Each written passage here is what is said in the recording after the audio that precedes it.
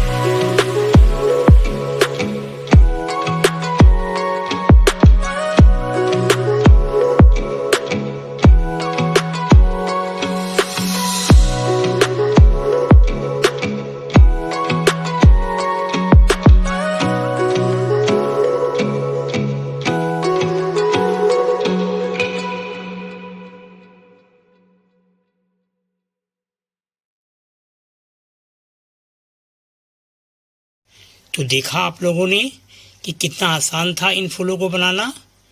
तो आप लोग भी इस तरह के फूलों को बनाइए और अपने घर को सजाइए। यदि वीडियो आपको अच्छा लगा हो तो इसे लाइक और शेयर कीजिएगा। तो मिलते हैं नेक्स्ट वीडियो में एक नई क्रिएटिविटी के साथ। Thank you for watching my video.